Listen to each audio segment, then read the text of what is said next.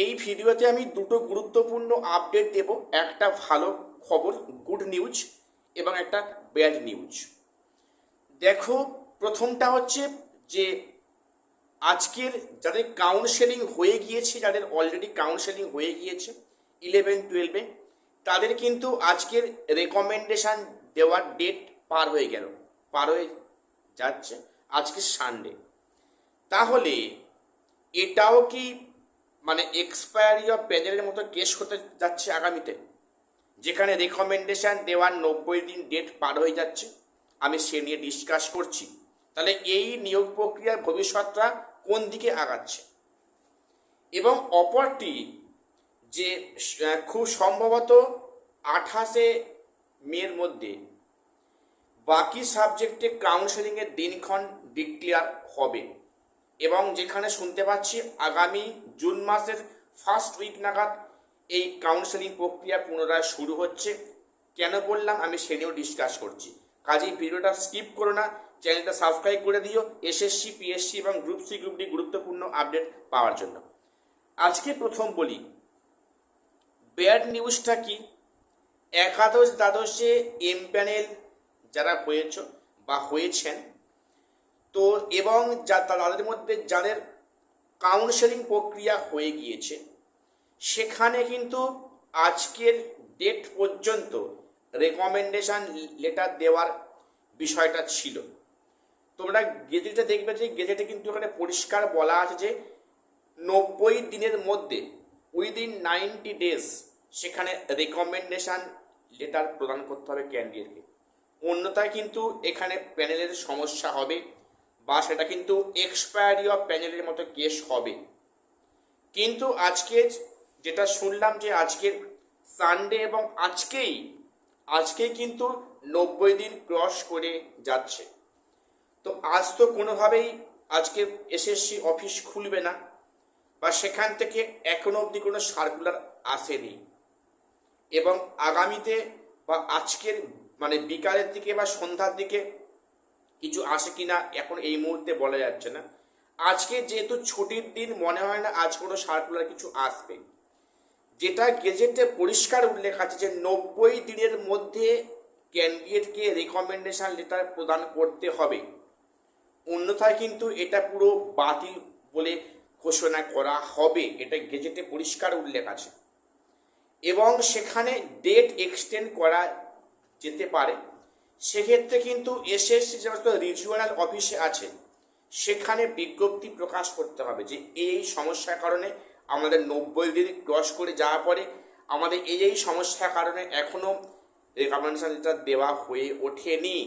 এটা যে যার কিন্তু প্রত্যেক রিজিওনাল অফিসে এটা সেন্ট্রাল স্কুল সার্ভিস কমিশনের পক্ষ থেকে এটা পাঠিয়ে দেওয়া উচিত। তো যেটা শুনলাম এখনো অবধি কিন্তু কোনো রিজিওনাল অফিসে এরকম কোনো সার্কুলার আসেনি। তাহলে কি এসএসসি কর্তারা এ বিষয়ে কিছুই মানে কি ওনারা কিছুই কি মনে রাখেন না? না, বিষয়টা সেটা নয়। বিষয়টা অ্যাকচুয়ালি কি সেটা আমার মাথায় আসছে না, যে এটা কেন এই 90 দিনটা ক্রস করা হচ্ছে। সেটা গতকালের বিজ্ঞপ্তি আনতে পারতো যে যে কোনো সার্টেন কারণে এটা ডিলে হচ্ছে। তো সেখানে এখনো অবধি, এখন প্রায় দুপুর 3টের মতো বাজে, এখনো অবধি কোনো আপডেট নেই এসএসসি ওয়েবসাইটে বা কোনো রিজিওনাল অফিসে। জানি না সন্ধ্যার দিকে বা বিকালের দিকে কোনো আপডেট আসে, কিন্তু সম্ভাবনা খুব কম। তাহলে এই যে এতগুলো ক্যান্ডিডেটের যাদের কাউন্সেলিং প্রক্রিয়া হয়ে গিয়েছে, তারা তো পথই জলে পড়ে যাবে। কারণ সেখানে 90 দিন ক্রস করে গেল, এখনো কোনো ডেট, কোনো এক্সটেনশন করার বিষয়ে উল্লেখ করছে না। তাহলে এই নিয়োগ তো সম্পূর্ণ অবৈধ হয়ে যাবে। এই ভুলটা কাদের ভুল?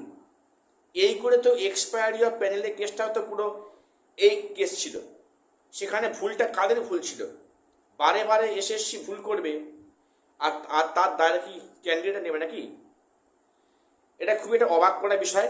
জানি না এর পরে কোনো সার্কুলার আসে কি না এর মধ্যে। তো এবারে এটা গেলে খুবই একটা ব্যাড নিউজ।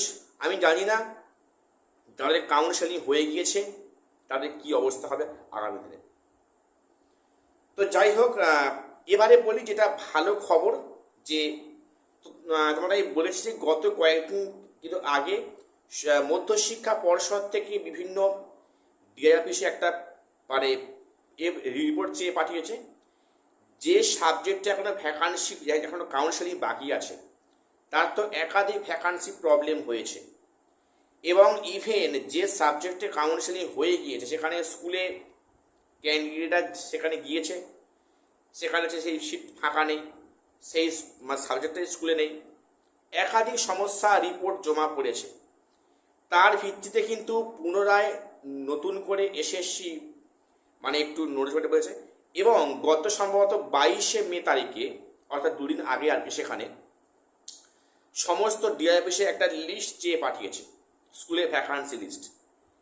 তো এবারে এসএসসি চাইছে যাতে করে এই সমস্যা ফার্দার না ফেস করতে হয় বা কমপ্লেন শুনতে হয় এবং এটা বলেছে যে উইদিন 28 মে অর্থাৎ 28শে মের মধ্যে কিন্তু এই রিপোর্ট এসএসসিকে পাঠাতে হবে, মানে মধ্যশিক্ষা পর্ষদের পক্ষ থেকে এমনটা কিন্তু বলা হয়েছে। এবং তারপরে সেখানে বিভিন্ন মানে বিষয় নিয়ে আলোচনা হবে এসএসসি অন্দরমহলে এবং সেখান থেকে কিন্তু ভ্যাকান্সি লিস্ট একটা স্বচ্ছ বিষয় আসবে। এবার কিন্তু এই ভুলটা হবে না, কাজেই তারপরে হয়তো এই মোটামুটি জুন মাসের ফার্স্ট উইক নাগাদ একাদশ দ্বাদশের বাকি সাবজেক্টের কাউন্সেলিং প্রক্রিয়া শুরু করে দেবে স্কুল সার্ভিস কমিশন, এমনটাই খবর। তো 28শে মের মধ্যে একটা কিছু ভালো আপডেট মানে একটা সঠিক ভ্যাকান্সি লিস্ট আসছে এবং তারপরে কিন্তু যে কোনো সময় কাউন্সেলিং বিজ্ঞপ্তি আসবে, এমনটাই খবর। এখন দেখাতে বাকিটা সময় বলবে। তবে এই যে বিষয়টা একটু আগে বললাম যে সেখানে রেকমেন্ডেশন ডেটের সময় কিন্তু পার হয়ে যাচ্ছে, এই নিয়ে স্কুল সার্ভিস কমিশন কি ভাবছে বা আদৌ কোনো তাদের ভাবনার মধ্যে আছে কি না সেটা নিয়ে অনেক প্রশ্ন উঠছে এবং ওঠাটা স্বাভাবিক। তার দায়ভার কিন্তু এসএসসি না নিলেও কিন্তু সেই দায়ভারটা নিতে হবে ক্যান্ডিডেটকে, ঠিক যেমন করে 2016 চাকরি মানে প্যানেলটা বাতিল হলো। তো সেখানে তো অনেক যোগ্যরা বাতিল হয়েছে, সে নিয়ে আর কথা বাড়িয়ে লাভ নেই। তো এখন সময় আছে, আজকে বিকাল বা সন্ধে বা রাতের মধ্যে দেখা যাক কোনো বিজ্ঞপ্তি কিছু আসে কিনা। কারণ আজকে কিন্তু পার হলেই 90 দিন টপকে যাচ্ছে, তারপরে কিন্তু এই প্যানেলের মেয়াদ কিন্তু পার হয়ে যাচ্ছে, অর্থাৎ এটা মেয়াদ উত্তীর্ণ প্যানেল বা এক্সপায়ারি অফ প্যানেল বিষয়ের মতো হয়ে যাচ্ছে।